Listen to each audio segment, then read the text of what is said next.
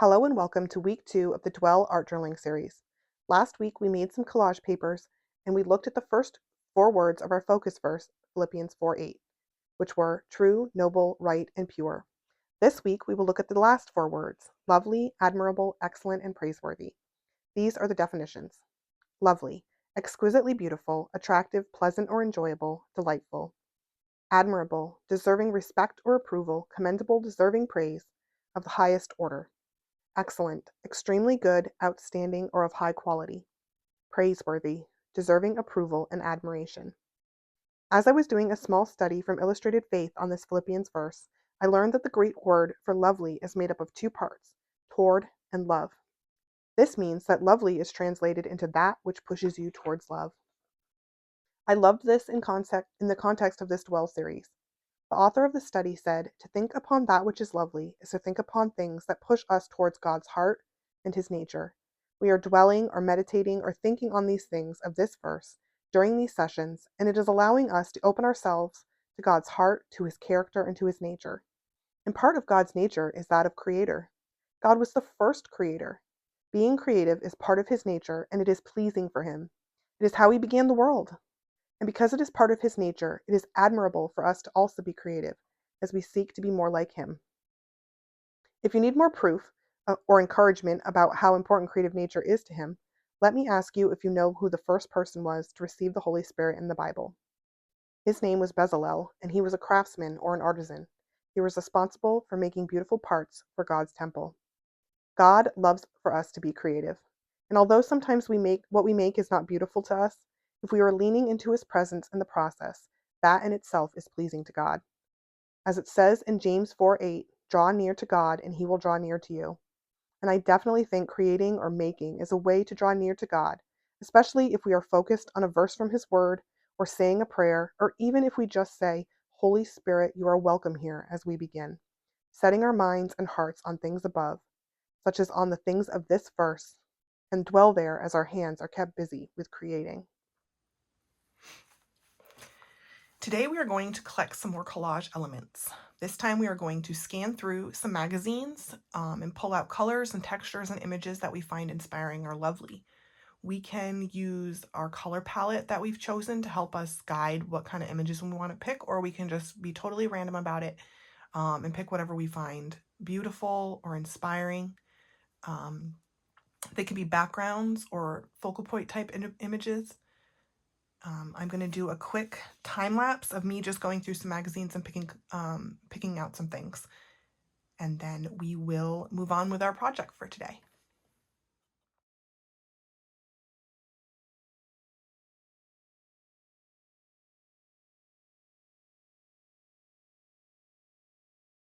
Yes, it's true. I forgot to turn on my microphone when I was recording the project portion of this week's video. So I am going to do a voiceover, and hopefully that turns out okay. We have a good stash of collage inspiration collected now, along with our collage papers from last week. So this week we are going to make tags for each of the words in our focus verse. Or if you prefer, you can just create directly in your journal. That is totally fine. You can just do some journal pages. Um, but I chose to work on tags because I thought during the in-person session that it would be easier to work on more than one at a time, especially if people were using paint, because it does take some time for stuff to dry. So maybe people could get more than one word done, whereas in a journal it might take a little longer. So I'm actually going to set my journal aside for now and I will come back to it later on. So I'm going to use these little tags and or journal cards, and they're just made out of a piece of 8.5 by 11 white cardstock, and I just cut it into 4. And then I used my corner rounder, my little corner punch, to make the corners soft and round.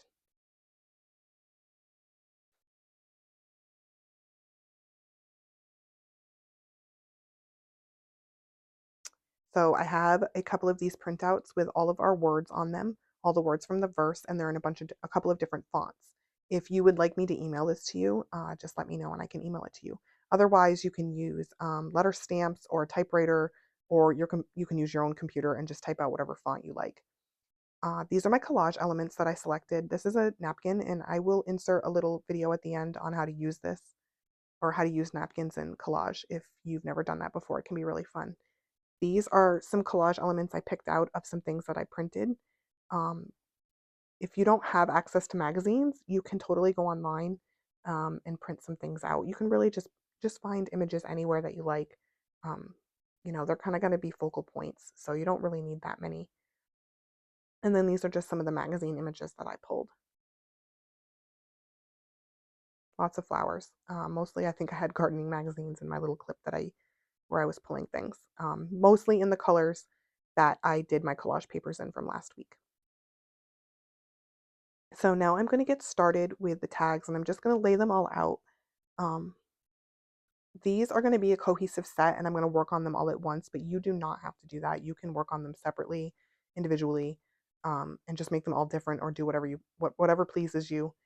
I just decided to do mine all together.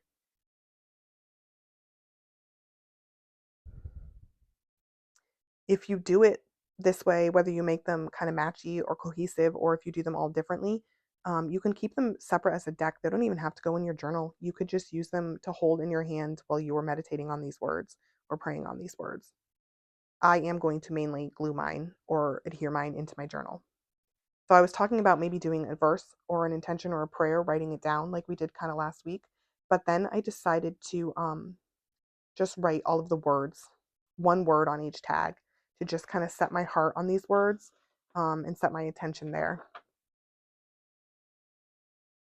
So I think at this point I also read the entire verse out loud because I hadn't said it before yet in this video.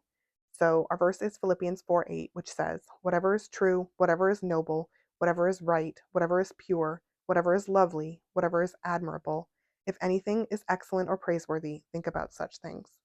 And I have also included verse 9, which says, "Whatever you have learned or received or heard from me or seen in me, put it into practice, and the God of peace will be with you."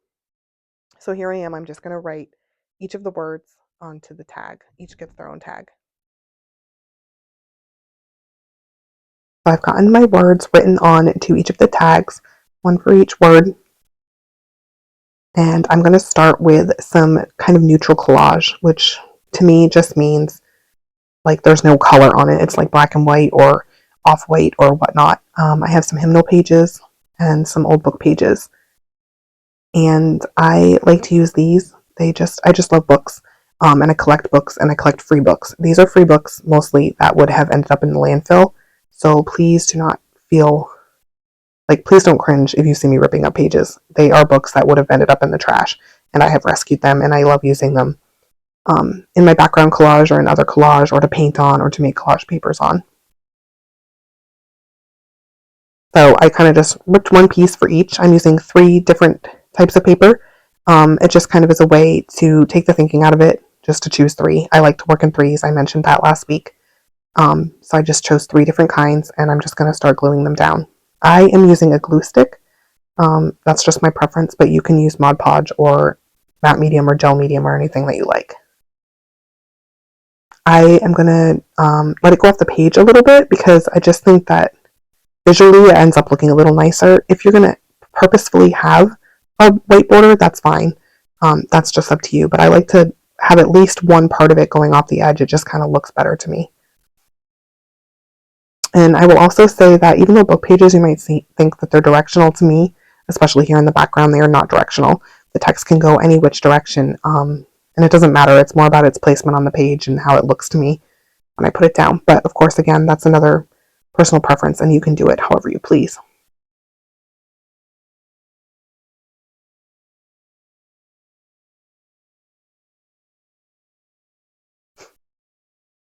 So I'm finishing up the first layer of collage here.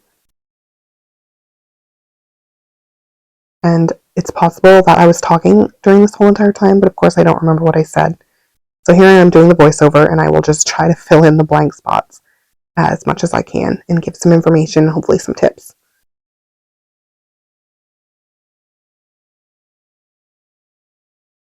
I said something to the ladies last night about how it's kind of hard to teach something like this because it's such a personal process. And it's less like teaching and more like sharing. I am sharing with you my process, and you can take from it what you will and use from it the parts that you like and then make it your own. So here I'm just saying that I like to rip the kind of blank edges off the book pages because I like to just use the part with the text on it. And I often end up using like those blank edges for other things. But in terms of background, I like to have it with the text on it, not just the margin space. So I'm really gluing things down without thinking too much. This comes with practice. I kind of know what I like, so I can probably do it a little more quickly than someone who's not really ever done this before. Um, so I just kind of move along and just do what I think looks good. And again, here I am. I think this is where I said something about the direction of the text.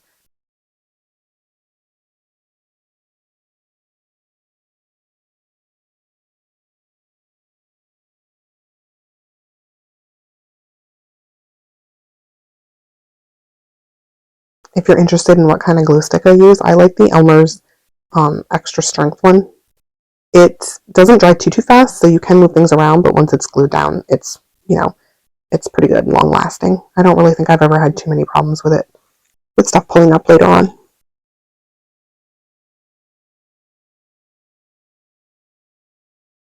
I don't think it matters though what kind of glue you use. You just use what you have on hand or what you can get your hands on. I love artless supplies, but I am not picky, usually. I mean, I gravitate to the same thing and I buy the same glue sticks and whatnot, but if I had something else, it's what I would use.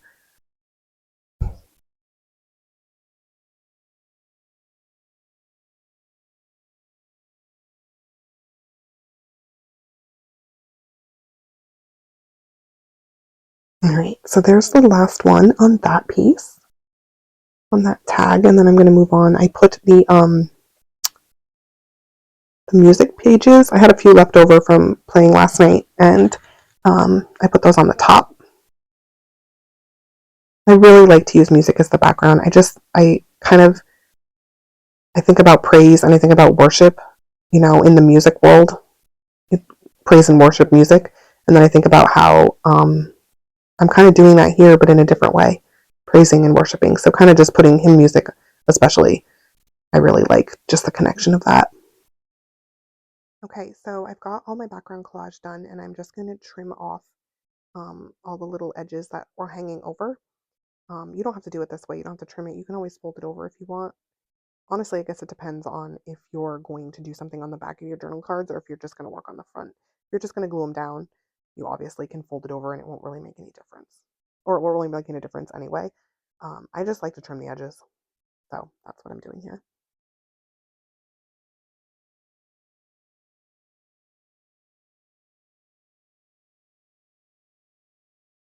They're very sticky, so it takes me a second.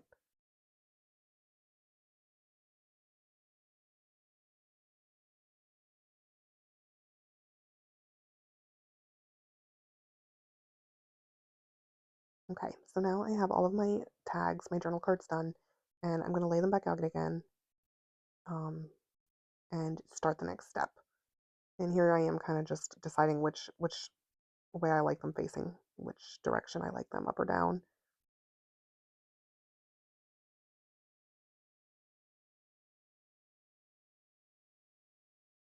I don't know what that move was. I think I was talking about the way I'm going to do the paint and compositionally how I kind of often work from the upper left corner to the down towards the right corner and then kind of put my focal point towards the bottom right corner.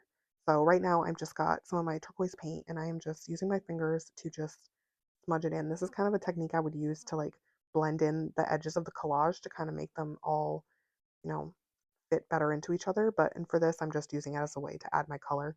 It is also blending some of the collage pieces together, um, but also just the first way to add paint to the page. You are welcome to use a brush for this. I just like the way it looks when I use my finger. It's a little softer.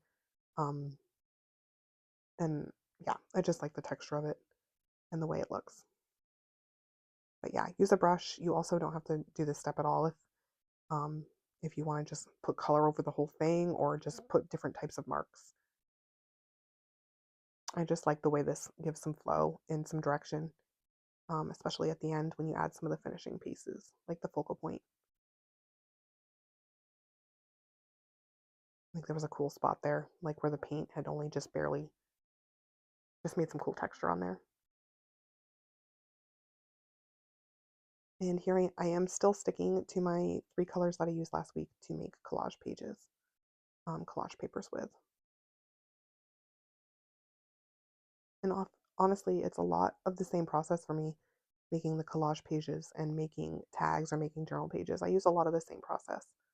The things I start with, the marks I use, and so forth. And the more you do it, you'll find the things that you like to do, and it will become a process for you as well that you kind of can just stick to. And it makes it a little more enjoyable because there's less thinking involved, and you can just kind of get in a flow and just keep working without having to make a bunch of decisions about what you're going to do. So after I did this, I decided to add a little more texture and a little more marks, and I used this little hand-carved eraser stamp. And I'm just using black because that's the only color I had available, like if somebody had wanted to use it in the in-person thing, so I'm kind of just sticking to that, but you're welcome to use any other color ink you have. I also like it because it adds some good contrast and another value onto onto the tags.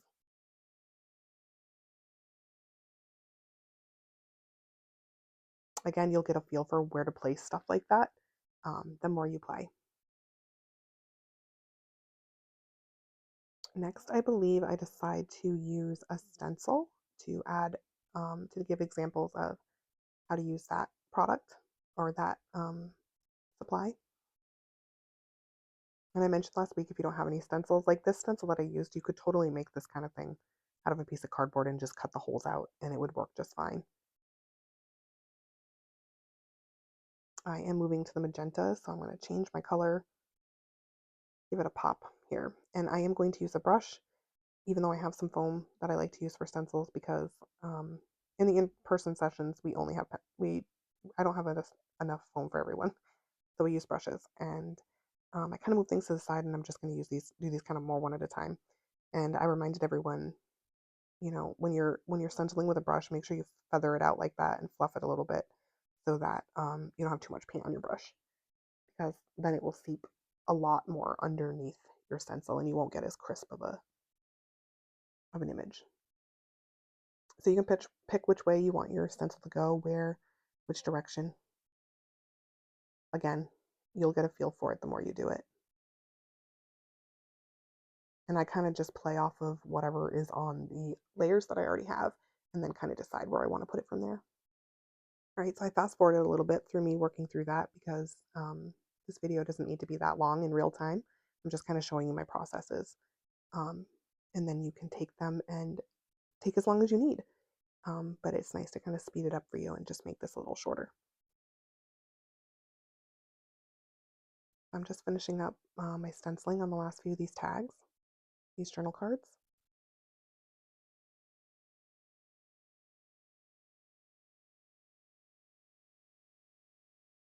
Oops, my brush does like to fall out like that lately. I think it's just because I just toss it in a kind of a hurry or something. All right, so now I'm going to go and get my collage images that we chose tonight, either out of magazines or wherever you might have chosen yours from. And I'm kind of looking through for some focal point type things. So like some smaller pieces. Or I can just cut stuff out, which is mostly what I end up doing because I did actually pick a lot of more like patterns and less just like straight images. So thankfully I did have this one little one to start with.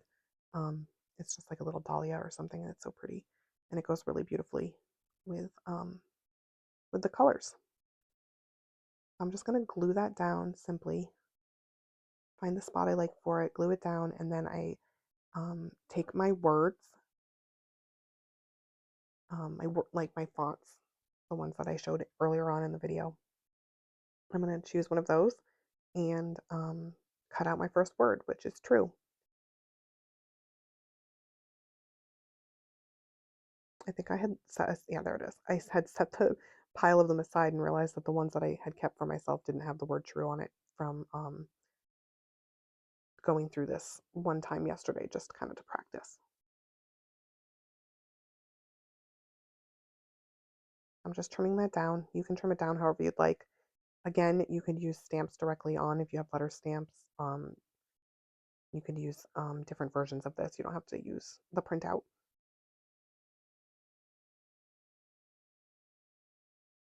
So there's that one. I've got true. And then I decide to kind of do a little square around that. I kind of forgot to do that on the rest of them, so that's kind of funny. But yeah, sometimes I like to do that if I just kind of plop a word down that's been cut out of white paper. I like to just make a little border around it, like with a pencil or a white pencil. Here I am getting my stamp that I have that has lines on it. It's kind of like a quote stamp. You can see the different versions there. There's a couple different versions, and I'm using the one in the middle. This is just a fun thing to use if you want to add text onto the back of a journal card or a tag, which you don't have to. You could just write directly on the blank back. Um, but it's kind of a fun little thing to use, so I decided to give an example here with it. You can just write the definition of the word or a little prayer or whatever you're thinking of or hoping for from God when you think about each word. And then I decide to letter the word true on the back.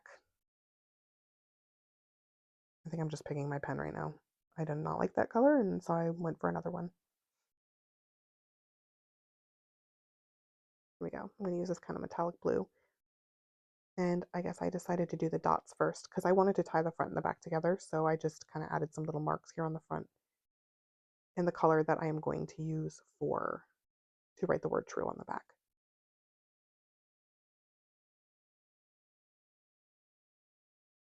Okay, so here I just pull my journal back out and kind of discuss some ways in which you can adhere your tags in.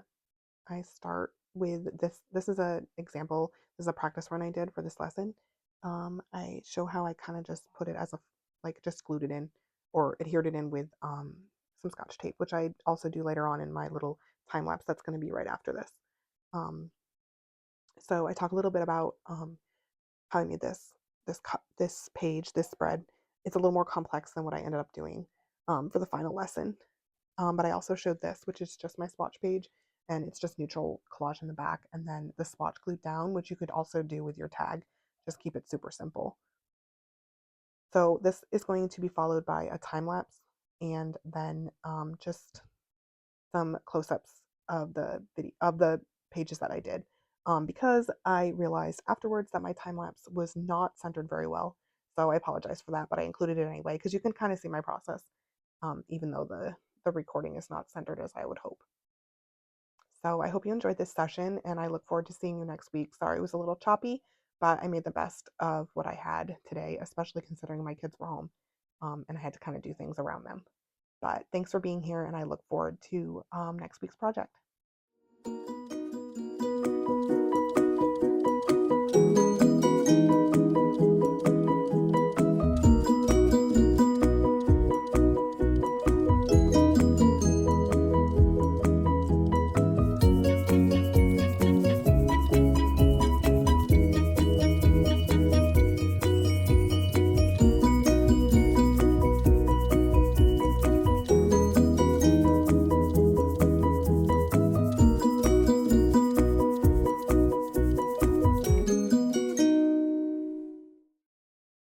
I almost forgot to include the little video that I did about using napkins for decoupage. So here we are, we have a pretty napkin. And the first thing that you want to do is to remove the back ply. Some napkins have one or two plies or three. So you just want to make sure that all you have is the top ply, that the part that's printed on. Otherwise, when you glue it down, the glue will only really work um, on the back and then on the top, and it might make it split once it's glued down. So you can either just use this like big piece here that is completely covered in pattern, which I'm just going to tear off for right now, or you can use your scissors and actually fussy cut out part of the image, which I do with this other little corner piece. You can use both ways. You could even cut some of the flowers out individually from that surface pattern piece. So I'm kind of doing this a little bit quickly so that I can get it done for the video. You can be more careful, but honestly, napkin pieces, they blend in pretty well. Like they're pretty easy to blend in. So you don't have to be super, super perfect when you cut them out. So I'm going to use Mod Podge for this. You could also use something like matte medium, which I also show a version of that here, which is something I really like, but I don't have a lot of it left and I can't find it anywhere. So I've kind of been kind of saving it and using it for only certain things. So I'm going to use Mod Podge for this because I have plenty of that right now. So I like to put some down first, kind of just spread it around the area where you're going to put your napkin piece down. And then you just place it down and then you just put more Mod Podge on top. And this kind of acts as a sealant. The one thing I will say is try not to use it too much and don't overwork it because it's a napkin. It will tear quite easily. So you just kind of have to be careful. And it can be kind of hard to get the wrinkles out, but generally they'll dry pretty flat, depending on how wrinkly it is. So you could just do the best you can. And I apologize, I notice now that this recording is also not perfectly centered. So my camera got moved somewhere along the way, but I'm just trying to make the best of it for tonight. This is only my second video ever making, so I'm learning as I go. So here I'm just going to kind of tear this so it's like not quite so perfectly square. And I end up liking the shape of it to just kind of put like in the middle to kind of flow along with the one that I already glued down. So again, just Mod Podge on, or your adhesive, your glue just onto the page where you're going to put it down. And then just place it and then put your glue over the top. You can use a glue stick for this and just do it on the bottom, but it just doesn't work as well. Liquid glue is really much better for napkin decoupage or napkin collage.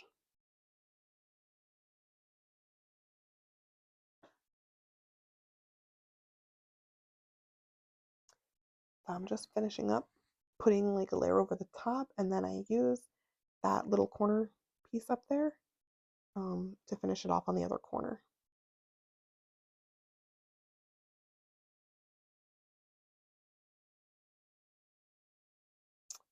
Take a little break. I think what I end up doing is, oh yes, okay.